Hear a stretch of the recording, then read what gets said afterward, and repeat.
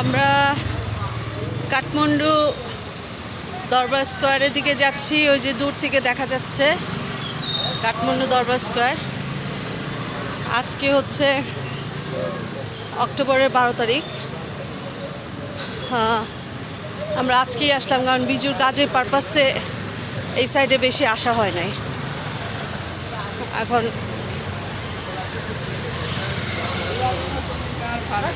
এই জায়গাটা খুব ক্রাউড, অনেক মানুষ।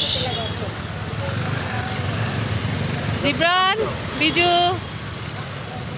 চলো চলো।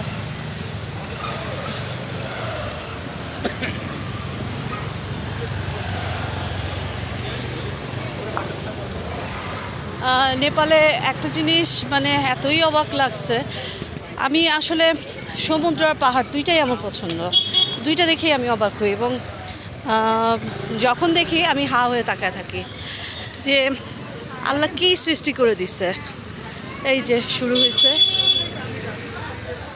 নুমা হোকা দরবার স্কোয়ার, এই যে শুরু হলো দরবার স্কোয়ার। এই যে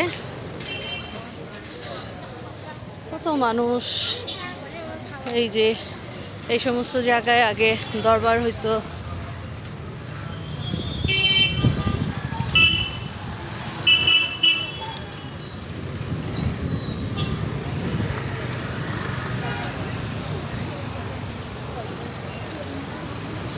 এই যে কত পুরনো, ওরা এগুলো খুব যত্ন করে রাখে, রেনোভেট করে। এই যে জিব্রান, এখানে আসো।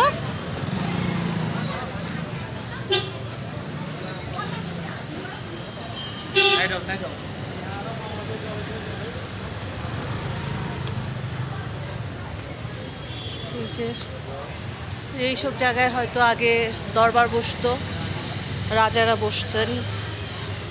এইখানের এই কাঠমান্ডু নেপালের কালচারটাই আসলে ওই রাজরা।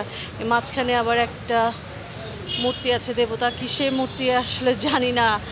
আমরা ছোটবেলা থেকে যে মূর্তি দেখে বড় হয়েছি, যে ধরনের চেহারার, নেপালের তো একমাত্র হিন্দু কান্ট্রি নেপাল, কিন্তু এখানে এসে ওই ইসের সাথে আমি ছোটবেলা থেকে যে ধরনের দেবদেবীর চেহারা দেখেছি ওগুলার সাথে মিলে না।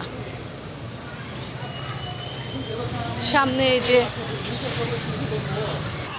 আমরা আস্তে আস্তে সামনের দিকে যাচ্ছি। এই যে একটা মন্দির, এটা মন্দির। ওই যে আবার একটা দরবার হল।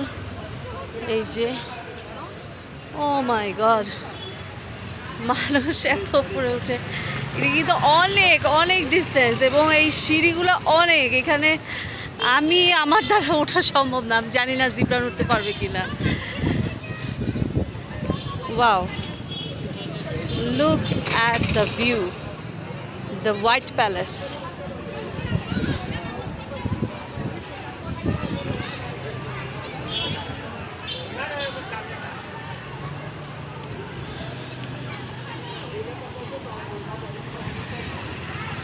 Just look at the view.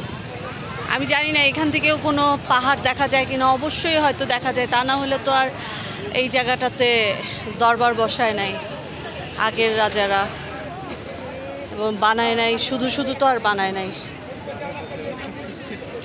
ওই যে দূরে একটা, সামনে যাব, প্রচুর টুরিস্ট আছে। সরি, প্রচুর টুরিস্ট আছে। লোকাল, আসলে লোকালদের চেহারাও, আমি আসলে যেভাবে ভাবছিলাম যে নেপালে যাব চাইনিজ একটা চেহারার মানুষ দেখব, কিন্তু এখানে আসলে এই ধরনের কোনো ঘটনাই নাই।